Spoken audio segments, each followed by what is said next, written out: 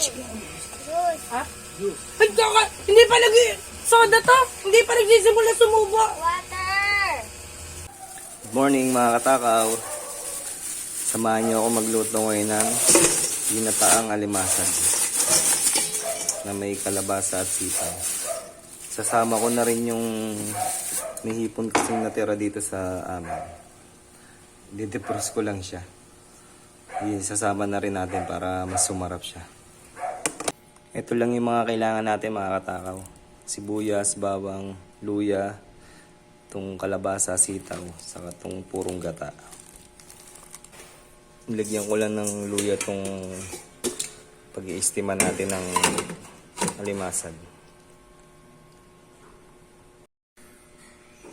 Okay na mga katakaw, pwede na tayo magluto. Ready ko na lahat ng kailangan natin. Ito, na-defrost ko na rin yung hipon, saka ito, na-steam ko na yung crab. Hahatiin ko na lang siya bago natin lagay dun sa ginataan natin. Start na tayo mag-isa mga katakaw. Ito naman depende sa inyo kung gusto nyo may luya or wala. Pwede namang wala.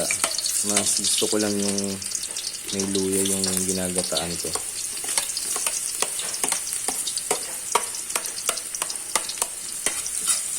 Luto-lutuin lang natin na medyo mag-brown yung luya saka bawang.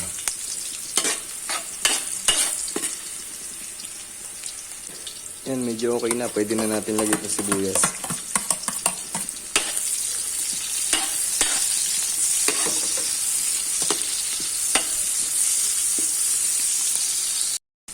Pagkatapos, lagyan na rin natin itong kalabasa.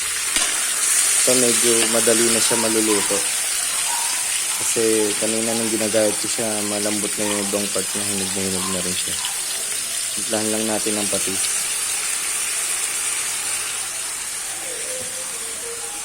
Saka ng paminta.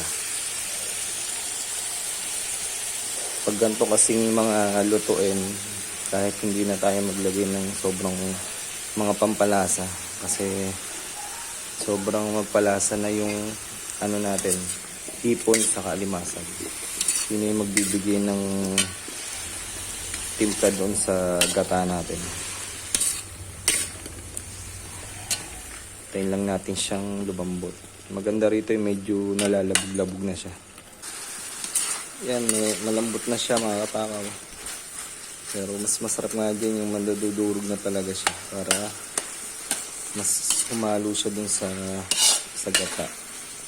Lagyan na rin natin tong sitaw.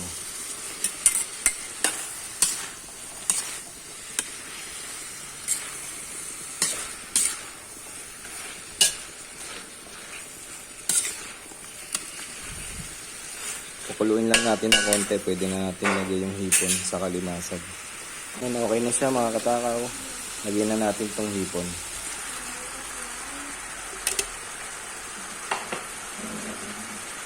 Kung alimasag, hindi ko na hinati-hati. Kasi maliliit na rin siya. Pwede na hindi hatiin.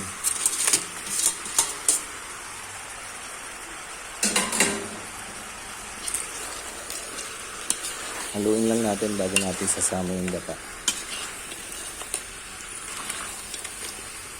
Parang kulang pa nga ito yung gatang nabilig. Apat lang kasi.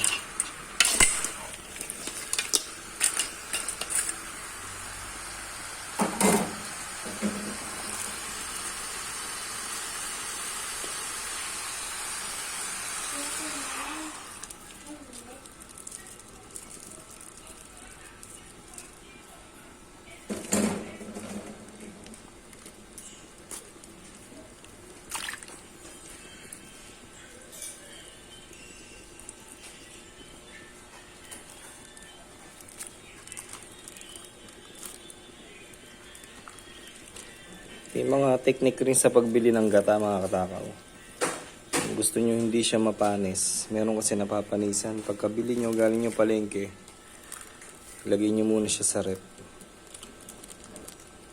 Para sure kayo na hindi siya umasim.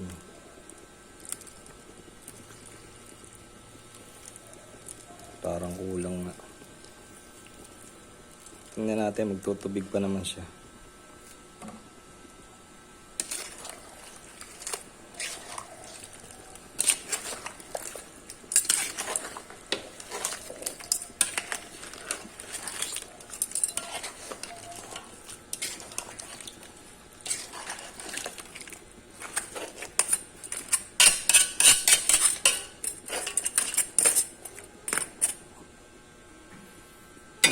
tatakpan ko na siya.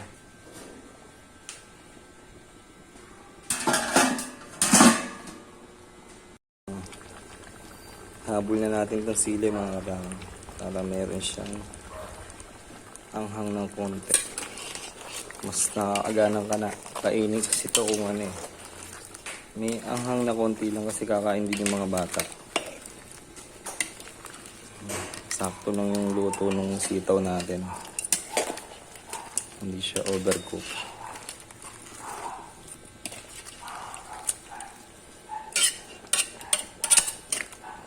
Pakuluin pa natin ng konti. Mamaya okay na to.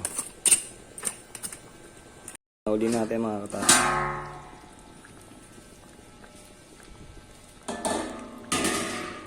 Mas lalo siyang sumarap.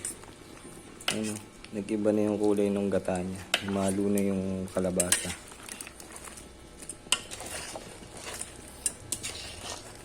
Sigurado mapaparami na naman kain ito. Pero pag sa high blood, syempre, alalay lang tayo. Mahirap na rin yung sobrang sarap ng kinakain natin. Iba yung balik sa atin pagkatapos. Hindi rin siguro masama naman to. Basta minsan-minsan lang, wag yung araw-araw niyo ulamin.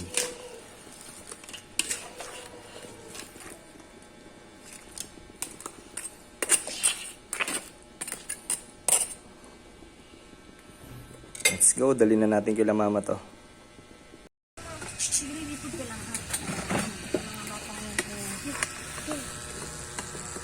Sandok, Grace. Magkaasin. Hoy, kain na muna. Ay, mag-pray. Mommy. Juice. Mommy. Juice. Ha? Ay, kaka! Hindi pa soda to! Hindi pa nagsisimula sumubo! Water. Makain ka gulay, Gracie ah. Mommy, water. Mommy, water. Ay! Napakahilig sa gulay. San, dali mo na yung jug. San? Oo.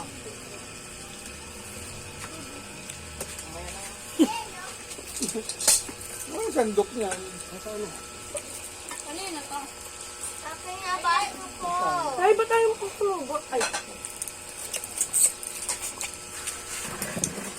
Ay, si Abi. Water.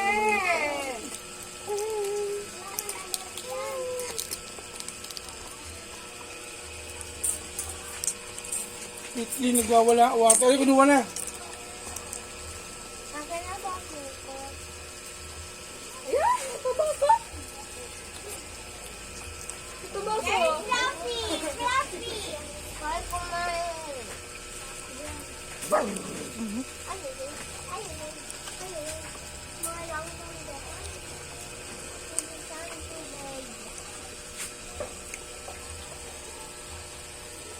Ginamit mo yung kalabasa, Jeff?